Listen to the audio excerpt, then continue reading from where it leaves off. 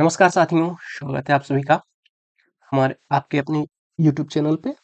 ठीक है, तो जो हमारी सीरीज स्टार्ट हुई थी पंचायती राज की, ठीक है, उसी संदर्भ में आज आगे बढ़ते हैं। तो आज हमारा सेकंड टॉपिक हो जाता है स्वतंत्रता प्राप्ति के बाद की पंचायती राज व्यवस्था। ठीक है, तो बात करते हैं स्वतंत्रता प्राप्ति के बाद में जो, हालांकि इससे पहले के जो लेक्चर्स थे उसमें मैं आपको पूरा कवर करवा चुका था कि स्वतंत्रता प्राप्ति से पहले की जो पंचायती राज व्यवस्था थी उसका क्या सीन रहा था।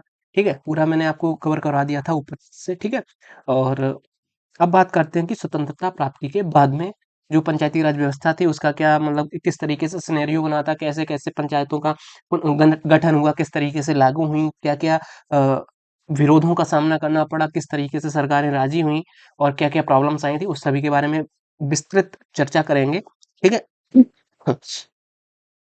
बात करते हैं 2 अक्टूबर 1952 की। आप सभी को पता है 1947 15 अगस्त 1947 को हम आज़ाद हुए। ठीक है, उसके बाद में 24 जनवरी 1950 को हमारा संविधान लागू हो गया था। ठीक है, सॉरी 26 जनवरी को।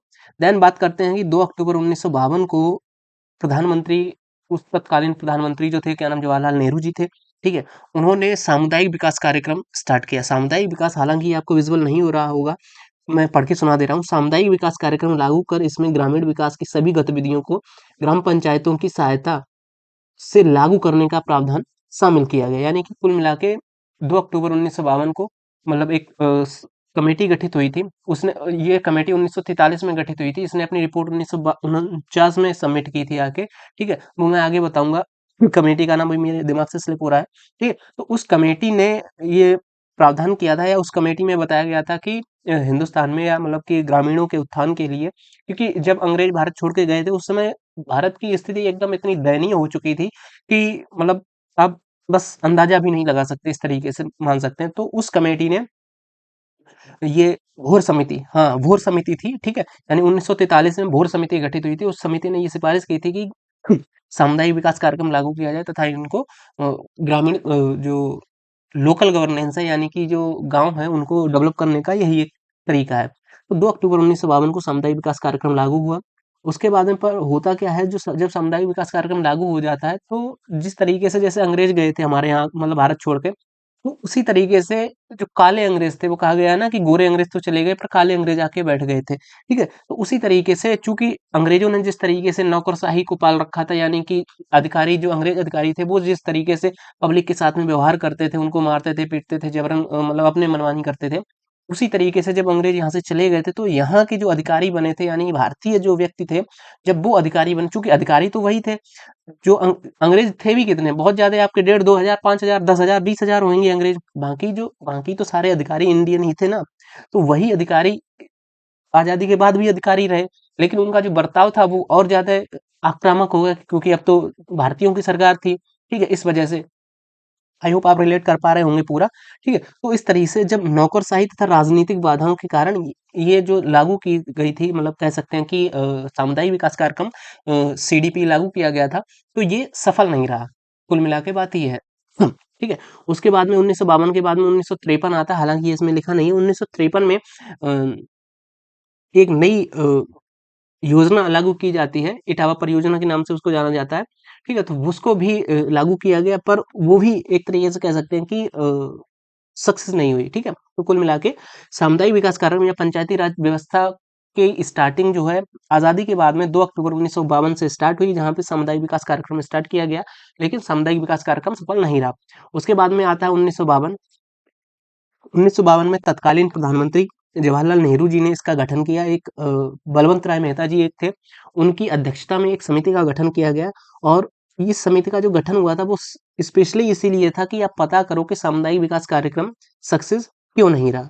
ठीक है, तो शायद ये जनवरी जनवरी 1957 में ये समिति गठित हुई थी, तथा इसने नवंबर 1957 में अपनी रिपोर्ट प्रस्तुत कर दी थी।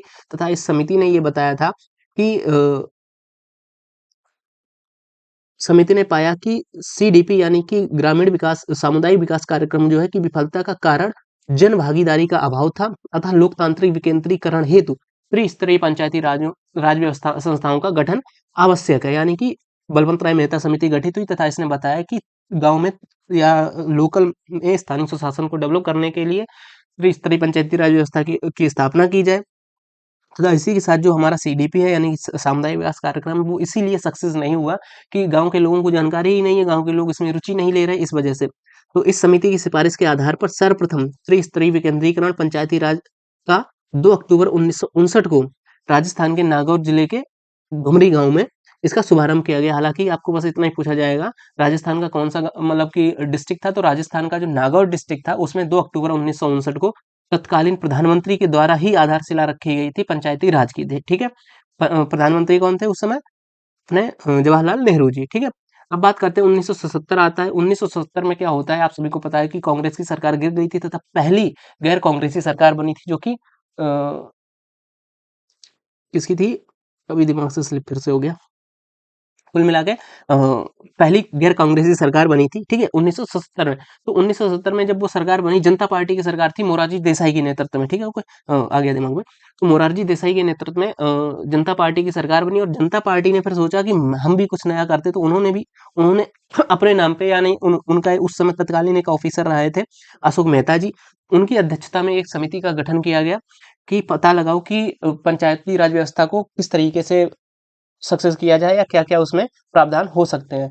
तो अशोक मेहता समिति का गठन हुआ तथा अशोक मेहता समिति ने जो अपनी सिफारिशें दी, उन्होंने बताया कि द्विस्तरीय पंचायत जैसे कि जो बलवंत राय मेहता जी ने जो सिफारिश की थी, उन्होंने बताया था कि त्रिस्तरीय, जिसमें सबसे ऊपर जिला पंचायत, ठीक है, उसके नीचे क्षेत्र पंचायत और सबसे नीचे ग्राम पंचायत का गठन होना चाहिए, ठीक है। और इसी तरीके से जो अशोक मेहता जी समिति थी, इन्होंने बताया कि द्विस्तरीय पंचायती राज होनी चाहिए, जिसमें एक जिला परिषद तथा एक मंडल पंचायत होनी चाहिए। मंडल पंचायत लगभग 20,000 से 30,000 की जनसंख्या पे एक पंचायत रहेगी, तथा जिला परिषद एक जिले की संख्या के ऊपर रहेगी, ठीक है। इस तरीके से इन्होंने द्विस्तरीय पंचायती राज की अवधारणा प्रस्तुत की। फिर बात करते हैं कालांतर में कई और जो सरकारें बदलती गईं और सरकारों ने अपने अनुसार और समितियों का गठन किया, जिसमें अशोक मेहता समिति के बाद में आ जाती है हनुमंत राव समिति, जो कि 1983 में गठित हुई। फिर जीवी के राव समिति आई, जो कि 1985 में गठित हुई। फिर एल एम सिंघवी समिति गठित हुई, जो कि 1986 में गठित हुई। फिर केंद्र राज्य संबंधों पर सरकारिया आयोग का गठन हुआ 1983 में, ठीक है। इसी के साथ साथ बात करते हैं पी के थुंगल समिति आई 1988 में, हरलाल सिंह मुर्रा समिति आई 1990 में। उसी के बाद में फिर कह सकते हैं कि राजीव गांधी सरकार में भी एक कह सकते हैं कि आयोग का गठन हुआ था, सरकारी आयोग का गठन 1983 के समथिंग टाइम पे। तो वो फिर, लेकिन वो राज्यसभा में पास नहीं हुआ था।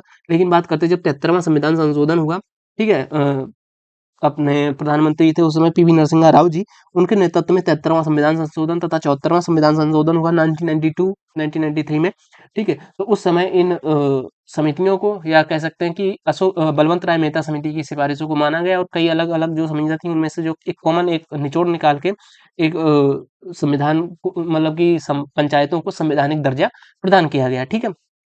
इसी के साथ-साथ में मैंने आपको बताया था कि अनुच्छेद 40 में राज्य के नीति निर्देशक तत्वों में पंचायतों की स्थापना का उल्लेख किया गया था, जो कि राज्यों के ऊपर मतलब फोर्सेबल लागू करने के नहीं थे, लेकिन महात्मा गांधी जी के कहने पे, मतलब मजबूरीवश तत्कालीन जो भी रहे थे, मतलब जो संविधान निर्माता थे, उन्होंने फिर इनको अनुच्छेद 40 में डाल दिया था पंचायतों का उल्लेख, ठीक है। और वहीं अगर बात करते हैं कि पंचायतों का और कहाँ-कहाँ वो हुआ था, तो आप सभी को पता है अनुच्छेद जब दो 73वां संविधान संशोधन लागू हुआ, तो उसको अनुच्छेद 243 में पंचायतों का तथा नगर पालिकाओं का उल्लेख है, ठीक है। वहीं बात करते हैं अनुच्छेद 246 के बारे में, तो स्थानीय स्वशासन का विषय राज्यों को सौंपा सौंपा जाएगा, ये लिखा है अनुच्छेद 246 में, ठीक है। आई होप इतना क्लियर हुआ होगा। बाकी मैं आने वाले टाइम पे, या सारी ये जितनी मैंने समितियां बताई थी, इनकी क्या क्या सिफारिशें रही थी, वो सारी आपको बताऊंगा, और उसमें क्या क्या इंपॉर्टेंट रहेगा वो भी मैं आपको बाकी सारा कुछ आने वाले वीडियोस में बताऊंगा, ठीक है।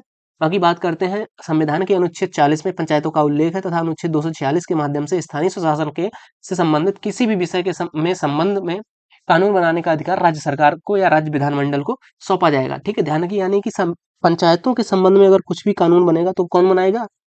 राज्य का विधानमंडल बनाएगा। और ये संविधान के किस अनुच्छेद में निर्मित है? तो ये संविधान के अनुच्छेद 246 में निर्मित है, ठीक है। ध्यान रखिएगा, काफी इंपॉर्टेंट हो जाता है ये अनुच्छेद, क्योंकि बहुत सारे अध्यापक जहाँ से आप पढ़ रहे होंगे, उन्होंने अनुच्छेद 246 आपको नहीं पढ़ाया होगा, वो डायरेक्ट अनुच्छेद 243 और 243 के जो अन्य संभाग है, उनके बारे में उन्होंने बता के आपको निकल गए होंगे, ठीक है। आई होप क्लियर हुआ होगा। बात करते हैं कि ये क्लियर हो गया।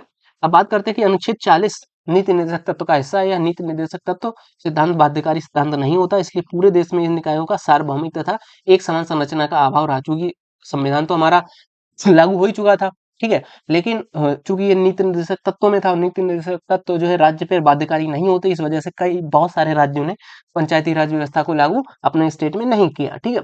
पंचायतों के पुनर्गठन प्रभावशाली ढंग से स्वतंत्रता प्राप्ति के पश्चात ही किया गया, यानी कि स्वतंत्रता से पहले तो वही अंग्रेजों का ही शासन रहा था पूरा, तो उसको तो आप रिलेट ही कर दें। बात करते हैं हु ग्रे के अनुसार जनवरी 1957 ईस्वी तक भारत के प्रत्येक राज्य में पंचायती राज अधिनियम पारित हो गए थे, ठीक है, यानी कि जनवरी 1957 तक भारत के प्रत्येक राज्य में पंचायती राज अधिनियम पारित हो गए थे और सितंबर 1957 ईस्वी तक भारत के 73% गांव में पंचायतों की स्थापना हो चुकी थी, ठीक है, ध्यान रखिएगा। तो लगभग क्वेश्चन इस तरीके से आएगा कि लगभग 1957 के दशक में या 1950 के दशक में, 60 के दशक में भारत में कितने प्रतिशत गांव में पंचायतों की स्थापना हो चुकी थी? तो लगभग 73% गांव में पंचायतों की स्थापना हो चुकी थी तथा सितंबर 1957 तक इस तरीके से कह सकते हैं आप, ठीक। और जनवरी 1957 तक भारत के प्रत्येक राज्य में पंचायती राज अधिनियम पारित हो गए थे, लेकिन ध्यान रखिएगा इसमें प्रॉब्लम ये है कि उस समय हर राज्य ने अपने अनुसार पंचायती राज अधिनियम पारित किए थे। किसी ने द्विस्तरीय पंचायतें बनाई, किसी ने त्रिस्तरीय बनाई, किसी ने 4 स्तर तक की बना ली थी, इस तरीके से, ठीक है। तो कुल मिला के इनका एक तरीके से संवैधानिक प्रावधान जो हुआ था वो 19 जो 73वां संविधान संशोधन 1993 था, उसके बाद में ही पूरी तरीके से एक तरीके से कह सकते हैं कॉमन रूप से पंचायतें लागू हुई पूरे हिंदुस्तान में, ठीक है। पंचायतों की स्थापना हो चुकी थी जिन्हें सफाई संबंधी कानून बनाने, सड़कों तथा पीने के पानी की व्यवस्था करने का अधिकार प्राप्त थे। अब बात करते हैं भारत में पंचायतों का पुनर्गठन, recognisation of panchayat in India. स्वतंत्रता प्राप्ति के 50 उत्तर प्रदेश ने देश में सर्वप्रथम उत्तर प्रदेश पंचायती राज अधिनियम 1947 पारित किया, ठीक है, ध्यान रखिएगा ये उत्तर प्रदेश नहीं, पर अगर आपको एग्जाम में आएगा तो ये इस तरीके से भी आ सकता है, उत्तर प्रदेश पंचायती राज अधिनियम 1947 या फिर संयुक्त राज्य पंचायती राज अधिनियम 1947 इस तरीके से, ठीक है। बाकी बात करते हैं इस अधिनियम को उत्तर प्रदेश विधानसभा ने जून 1947 में पारित कर दिया था, ठीक है। वहीं अगर बात करें कि विधान परिषद ने इसको 16 सितंबर 1947 को पारित किया, तो ध्यान रखिएगा दो डेट है। विधानसभा देखिए, अगर आपने लोकसभा तथा राज्यसभा की वो जानकारी की होगी, या सेम उसी तरीके से चलता है हमारा उत्तर प्रदेश की विधानसभा। तो विधानसभा में भी दो सदन है हमारे उत्तर प्रदेश में, एक विधानसभा तथा विधान परिषद।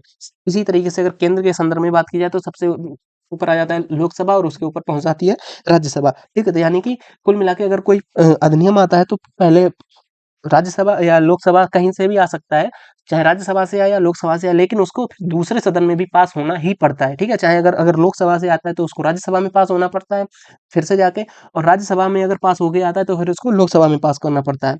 सेम इसी तरीके से उत्तर प्रदेश विधानसभा का सीन है। विधानसभा में जो विधानसभा के जो विधायक होते हैं वो जनता द्वारा चुने जाते हैं तथा विधान परिषद के सदस्य जो होते हैं इनको भी विधायक ही बोला जाता है, लेकिन ये डायरेक्ट जनता द्वारा नहीं चुने जाते। इनका कार्यकाल 6 वर्ष का होता है, विधानसभा के सदस्यों का कार्यकाल 5 वर्ष का होता है, ठीक है। तो बात करते हैं विधानसभा ने 5 जून 1947 को पारित किया तथा विधान परिषद ने 16 सितंबर 1947 को पारित कर दिया था। ध्यान रखिएगा ये डेट, अगर आपको कहीं नोट करनी है तो आप नोट भी कर सकते हैं, अपने क्विक रिवीजन के लिए आप बना सकते हैं नोट्स, ठीक है। बात करें भारत के गवर्नर जनरल ने 7 सितंबर 1947 ईस्वी को इस अधिनियम को स्वीकृति दे दी थी। ध्यान रखिए चूंकि ये सारा मामला 1947 15 अगस्त 1947 से पहले का चल रहा है, 5 जून 16 सितंबर, ठीक है। तो उस समय क्या था, हमारा भारत स्वतंत्र नहीं था, ठीक है, यानी कि हमको स्वतंत्रता तो आधिकारिक रूप से 15 अगस्त 1947 को मिली थी ना, ठीक है। तो 5 जून 1947 को ये अधिनियम विधानसभा में पारित हुआ, 16 सितंबर को ये विधान परिषद में पारित हुआ, और तत्कालीन आप सभी को पता है कि उस समय तो गवर्नर जनरल का ही पद हुआ करता था। तो 7 सितंबर 1947 को भारत के गवर्नर जनरल ने इस अधिनियम को स्वीकृति प्रदान की और तब से ही ये उत्तर प्रदेश में लागू हुआ है, ठीक है। और समय समय पे इसमें संशोधन होते रहे। पंचायती राज अधिनियम 1947 के बाद में आ जाता है क्षेत्र पंचायत तथा नगर पंचायत अधिनियम 1969, ठीक है, उसमें भी मॉडिफाई होकर आ जाता है, एक नया अधिनियम बनता है सन 2002 में, ठीक है। इस तरीके से वो आगे मैं आपको पूरा बताऊंगा। बात करते हैं वर्तमान में भारत में पंचायती राज का स्वरूप संविधान के 73वें संविधान संशोधन 1993 पर आधारित है। भारत ने इस समय लगभग 2,55,000, मतलब वर्तमान में भारत में इस समय लगभग 2,55,000 ग्राम पंचायतें हैं, ठीक है, तथा 6,000 से अधिक पंचायत समितियां हैं, सॉरी, ठीक है। तो मतलब कुल मिला के लगभग 2,55,000, 2.5 लाख मान सकते हैं हम। भारत में अभी 2,55,000 ग्राम पंचायतें हैं तथा 6,000 से अधिक पंचायत परिषद हैं तथा 600 से अधिक जिला परिषदें कार्य कर रही हैं, ठीक है। इस तरीके से आप रिलेट कर पाएंगे कि भारत में वर्तमान में अगर बात की जाए तो लगभग 2.5 लाख तक ग्राम पंचायतें हैं, 2.5 लाख यानी 2,55,000, 6,000 तक पंचायत परिषदें हैं तथा 600 तक जिला परिषद 600 से अधिक जिला परिषदें कार्य कर रही हैं। ठीक है, तो इस तरीके से आप रिलेट, चूंकि 6000 देखिए पंचायत समितियां, पंचायत तो बहुत सारी रहेंगी और जिले कम रहेंगे, तो लगभग 600 जिला परिषद, 6000 पंचायत समितियां हैं और लगभग 2.5 लाख तक ग्राम पंचायतें हैं, जिसमें लगभग 34 लाख प्रतिनिधि कार्यरत हैं। यानी कुल मिला के 34 लाख लोग मतलब हर 5 साल में चुने जाते हैं, ये जनता द्वारा। ठीक है, तो बात करते हैं अगर पंचायती राज का पुनर्गठन अग्र तालिका के अनुसार विभिन्न राज्यों में अलग-अलग स्तर पे है, जिसमें जम्मू कश्मीर में त्रिस्तरीय, इस तरीके से ये मैं आपको कल करवाऊंगा कि किस स्टेट में कितने लेवल की पंचायत है और उनको क्या क्या नाम दिया गया है। ठीक है, ये मैं आपको पूरी ये जो है सारा कल करवाऊंगा, बाकी ही कल ही करवाऊंगा। ठीक है, क्योंकि ये थोड़ा लंबा हो जाएगा और ये फिर आपको याद भी तो सारा करना है। बाकी एक बार हम जो हमने पहले किया था उसका एक बार क्विक रिवीजन कर लेते हैं, इसके बारे में जो मोस्ट इम्पोर्टेंट हुआ करता था उसके बारे में। ठीक है, तो सबसे पहले मैंने आपको बताया था वैदिक युग में पंचायतों का उल्लेख मिलता है, जिसमें पंचायत 5 व्यक्तियों का समूह था। ऋग्वेद में सभा समिति विदत ये स्थानीय निकाय थे। ठीक है, महाकाव्य के दौरान रामायण तथा महाभारत में भी इसका उल्लेख मिलता है। महाभारत का शांति पर्व में है और रामायण में पूर्व प्रशासन को 2 भागों में विभाजित किया गया था, पूर्व और नगर, सॉरी पूर्व और जनपद। पूर्व को नगर तथा जनपद को ग्राम बोला जाता था। और रामायण काल में राज्य में एक जाति पंचायत हुआ करती थी, उस जाति का से चुना हुआ एक व्यक्ति राजा की परिषद का या मंत्री परिषद का सदस्य होता था। वहीं अगर महाभारत की बात करें तो शांति पर्व में स्थानीय शासन का पर्याप्त साक्ष्य मिलते हैं। एक गांव होता था, गांव के ऊपर 10 गांव, 10 गांव के ऊपर 20 गांव, 20 गांव के ऊपर 100 गांव, 100 गांव के ऊपर 1000 गांव की कार्यकारिणी या कह सकते हैं इकाइयां विद्यमान थी। गांव का जो मुख्य अधिकारी उसको ग्रामीण तथा 10 गांव का प्रमुख दसब बोला जाता था। 20 गांव का प्रमुख विंशपति तथा 100 गांव का सतग्रामपति। ठीक है, 100 गाँव का सतग्रामपति या स्लिप हो रहा है ये माइंड से, 1 मिनट में देख लेता हूँ। ठीक है, 100 गाँव का सतग्राम अध्यक्ष। ठीक है, हुँ, सतग्राम अध्यक्ष तथा 1000 गाँव का सतग्रामपति बोला जाए। सतग्राम अध्यक्ष, सतग्राम अध्यक्ष, सत यानी 100 और सतग्राम अध्यक्ष, अध्यक्ष रहेगा 100 गाँव पे और सतग्राम पति हो जाएगा 1000 गाँव पे। ठीक है, पति पति यानी कि पति तो एकदम बड़ा वाला रहता है, तो पति 1000 पे बड़े वाले पे और सतग्राम अध्यक्ष रहेगा छोटे वाले पे। ठीक है, इस तरीके से रिलेट कर पाएंगे आप। बाकी बात करें प्राचीन काल का इतिहास, तो मौर्य काल तथा मौर्योत्तर काल में भी ग्राम परिषदों की स्थापना मिलती है और गुप्त तथा गुप्तोत्तर काल में भी इसकी ये कह सकते हैं कि इसकी डिटेल वगैरह मिलती है। तो मौर्य काल की अगर बारे में बात की जाए तो वृद्धों की एक परिषद की सहायता से ग्राम का मुखिया ग्राम प्रशासन चलाता था। कौटिल्य के अर्थशास्त्र में भी इनका उल्लेख मिलता है। ताकि 10 गांव के समूह को संग्रहण बोला जाता था। संपूर्ण जनपद में शासन के समाहर्ता, संपूर्ण जनपद के शासन को समाहर्ता कहा जाता था। ये ध्यान रखिएगा, वो जो मैंने ऊपर बताया था कि दसप दसप विंशपति ग्रामिक या सतग्राम अध्यक्ष सतग्रामपति, ये था महाभारत काल में। अब यहाँ अगर हम बात करते हैं कि मौर्योत्तर काल में, तो मौर्योत्तर काल में 10 गांव के समूह को संग्रहण संग्रहण संपूर्ण जनपद का जो शासन काम संभालता था उसको समाहर्ता, समाहर्ता के ऊपर महामात्य होता था। ठीक है, महामात्य के ऊपर तो सम्राट ही हुआ करता था। ठीक, तो इस तरीके से आप रिलेट कर पाएंगे। और गाँव, प्रत्येक गाँव का अलग-अलग शासक हुआ करता था जिसे ग्रामिक बोला जाता था। ठीक है, और बात करते हैं गुप्तोत्तर काल की, तो गुप्तोत्तर काल में मतलब समानताएं तो सेम ही रही थी, बस नाम बदल गया था, जिसमें जिला अधिकारी को विषयपति तथा ग्राम प्रधान को ग्रामिक बोला जाने लगा था। तो ग्राम प्रधान तो लगभग हर जगह ही ग्रामिक ही रहा है, बस महाभारत काल में ग्राम का जो मुख्य अधिकारी हुआ करता था उसको ग्रामिक बोला जाता था। गुप्तोत्तर काल में गाँव का जो प्रधान होता था उसको ग्रामिक बोला जाता था। मौर्य काल में जो गाँव अलग-अलग गाँव होते थे, हर गाँव का एक प्रमुख होता था, उसको ग्रामिक बोला जाता था। ठीक है, और वहीं अगर बात करें कि राज्य में सभी केंद्रीय विभागों का जो सर्वाधिक सबसे टॉप लेवल का जो एक कह सकते हैं कि अधिकारी हुआ करता था उसको सर्वाध्यक्ष बोला जाता था, तथा नियुक्ति के मामले में जो सबसे उच्चतम पद था उसको कुमार मात्य बोला जाता था। ये हो जाएगा हमारा गुप्त काल तथा गुप्तोत्तर काल के बारे में। वहीं अगर बात करें कि मध्यकाल में, तो सल्तनत काल आ जाता तथा मुगल काल आ जाता। मुगल काल में भी इनकी मतलब व्यवस्था थी, पर मुगल काल में ये समाप्ति की तरफ अग्रसर हो चुके थे, समाप्त हो चुके थे, एक तरीके से मान सकते हैं। वहीं सल्तनत काल की अगर बात करें तो राज्य प्रांतों में विभाजित था, जिनको विलायत बोला जाता था। ठीक है, और ग्राम प्रधान का जो अधिकारी था उसको मुकद्दम बोला जाता था। पटवारी को राजस्व संग्रहण, पटवारी का काम था राजस्व का संग्रह करना, तथा चौधरी का काम था पंचों की सहायता से मतलब विवाद का निपटारा करना। ठीक है, ये सारा मैंने आपको बता ही दिया था। बाकी बात करते हैं कि ग्राम पंचायतों को प्रजातंत्र की देवता की संज्ञा किसने दी है, तो राधा कुमुद मुखर्जी ने दी थी। ठीक है, और पंचायती राज का अर्थ होता है पंचायतों द्वारा भारत गाँव में शासन करना, ताकि गाँव का पुनर्निर्माण हो सके। ठीक है, इस तरीके से ये मैंने आपको बता ही दिया था पंचायतों का जो उद्भव था। इस सारे के बारे में भी मैंने आपको ऊपर चर्चा कर ही चुका हूँ विस्तृत रूप से। ये सारा मैं बता ही चुका हूँ कि और जो गाँव के जो मुख्य अधिकारी हुआ करते थे, या कह सकते हैं कि ग्रामिक था या दशक था या बिंस अधिपति था, सतग्राम अध्यक्ष था या सतग्राम पति था, इनकी अपने-अपने लेवल पे अपने-अपने अंडर में आने वाले गाँव की जो सिक्योरिटी थी उसका जिम्मा इनके पास ही हुआ करता था। वहीं अगर बात करें ग्रामीण भारत में ग्रामीण विकास प्रशासन से संबंधित शब्दावली तथा ठीक है, तो ग्राम शब्द का सर्वप्रथम उल्लेख वैदिक साहित्य में मिलता है, मैंने आपको बताया ही था, ठीक है, क्योंकि वैदिक साहित्य से तो पहले का हमारे पास में कोई इतिहास ही नहीं है, ठीक है। और वहीं अगर बात करें ग्रामीण, ग्राम प्रशासन का अधिकारी ग्रामीण होता था। गोप, गोप तो जो हदबंदी का काम करता था वो गोप होता था। गौलमिक, ग्रामीण जो प्रशासक होता था वो गौलमिक होता था। ग्रामपति या महत्तर ग्राम प्रशासक को, प्रशासन को ग्रामपति या महत्तर बोला जाता था। उर हो जाता था आपका लोगों की संस्था, ध्यान रखिएगा, ये उर जो है ये प्राचीन भारत की बात कर रहा हूँ मैं, ठीक है। और लोगों की संस्था हो जाएगी। और पटवारी की बात करें तो ग्राम प्रधान का जो सहयोगी रहता था वो पटवारी हो जाता था। मौजा गाँव का, कई गाँव का संगठन या कह सकते हैं उनको मौजा बोला जाता था। प्राचीन काल में कौटिल्य के अर्थशास्त्र में भी ग्राम पंचायतों का उल्लेख मिलता है। नगर को पुर बोला जाता था, इसका प्रमुख नागरिक होता था। स्थानीय निकाय में राष्ट्रीय हस्तक्षेप से मुक्त थे। मौर्योत्तर काल में गाँव की मुखिया में सारा मैं आपको बता ही चुका हूँ ये सारा, ठीक है। ये सब हो चुका, लेकिन हाँ ध्यान रखिएगा ये इंपॉर्टेंट एक टॉपिक रह जाता है जिसमें मौर्योत्तर काल या गुप्त काल, इसमें पंचायतों के प्रमुख के रूप में या यहाँ तक कि पंचायतों के सदस्य के रूप में भी स्त्रियों की भागीदारी का कोई भी साक्ष्य नहीं मिलता है, ठीक है, ध्यान रखिएगा। इनके उद्भव के चरण मैंने आपको ये सारे बता ही दिए थे, ठीक है। पटवारी ये सारा हो ही चुका था। अब बात करते हैं कि दक्षिण भारत के संदर्भ में। तो दक्षिण भारत के संदर्भ में सामान्य ग्रामीणों का जो संगठन होता था उसको उर बोला जाता था। ब्राह्मणों की संगठन को महासभा बोला जाता था। ग्रामीण इकाई तथा प्रशासन का जो केंद्र होता था उसको नाडु बोला जाता है। यानी ग्रामीण इकाई या प्रशासन का जो केंद्र होता था, जैसे वर्तमान में जिसको पंचायत बोलते हैं, ग्राम पंचायत, या कह सकते हैं कि ग्राम पंचायत सचिवालय, इसी तरीके से जो ग्रामीण इकाई एवं प्रशासन का जो केंद्र था उसको नाडु बोला जाता था। और सामान्य ग्रामीण को संगठन इसको उर बोला जाता था। वहीं अगर बात करें कि पुरातन काल में या कह सकते हैं कि हिस्टोरिकल पीरियड में, इतिहास में सबसे पहले ग्राम पंचायतों का उल्लेख दक्षिण भारत के किस वंश से संबंधित है, तो वो हो जाएगा हमारा चोल वंश से संबंधित है, ठीक है। 1970 में लॉर्ड मेयो ने स्थानीय स्वशासन के उद्भव के लिए यानी कि एक तरीके से लोकतांत्रिक ढांचा प्रदान किया, सॉरी ग्रामीण स्तर पर इसकी डेवलपमेंट के लिए कह सकते हैं कि अर्जियां दी, या कह सकते हैं कि एक तरीके से रिपोर्ट प्रस्तुत की। और 1982 में लॉर्ड रिपन ने लोकतांत्रिक ढांचा प्रदान किया। और वहीं बात करें 1919 में मोंटेगी चुप्पू सुधार ने इन सभी को पंचायतों को राज्यों के अधीन कर दिया, यानी कि प्रांतों के अधिकार क्षेत्र में स्थानांतरित कर दिया।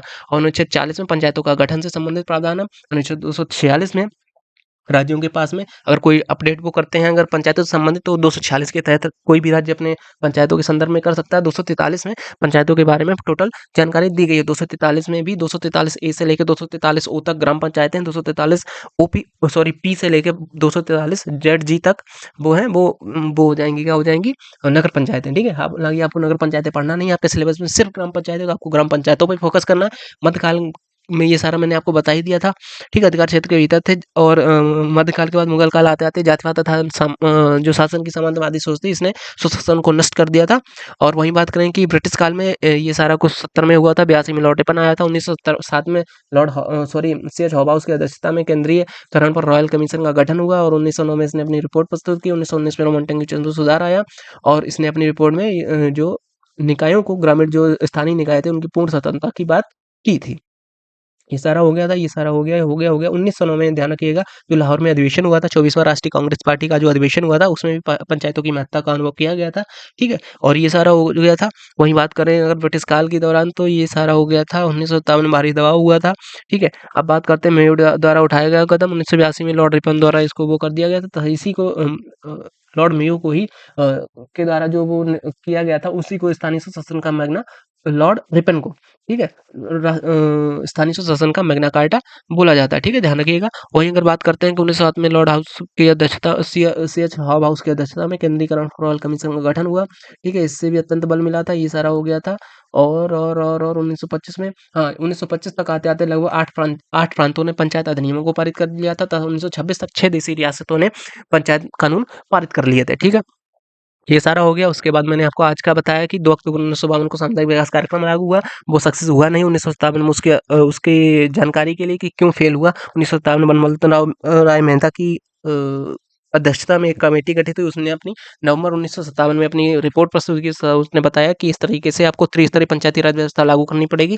और चूंकि गाँव में लोगों का अभाव है, जानकारी का अभाव, इस वजह से ये सक्सेस नहीं हुआ। उसके बाद 1970 में जनता पार्टी की सरकार बनी। उसने अपने अपने तरीके से अशोक मेहता समिति का गठन किया। उसने द्विस्तरीय पंचायती राज व्यवस्था की सिफारिश की। इसके बाद में कई कालांतर में अन्य समितियां बनी, इसके बारे में आगे विस्तृत चर्चा करेंगे। 1940 में पंचायतों का गठन है। 1946 में राज्य अपने चेंजमेंट कर सकता है, ठीक है। ये सारा कुछ मैंने बता ही दिया था। बात करते हैं उत्तर प्रदेश के अनुसार जनवरी 1950 ईस्वी तक, ठीक है, जनवरी 1957 ईस्वी तक प्रत्येक जैसे चूंकि आज़ादी के बाद में 1952 में सामुदायिक विकास कार्यक्रम स्टार्ट हुआ, तो उसके बाद में धीरे-धीरे अपडेट होने लगे, तो जनवरी 1957 तक कह सकते हैं कि भारत के प्रत्येक गाँव में पंचायती राज अधिनियम पारित हो गया था, प्रत्येक राज्य में, ठीक है, तथा 73% गाँव ने सितंबर 1957 तक कह सकते हैं कि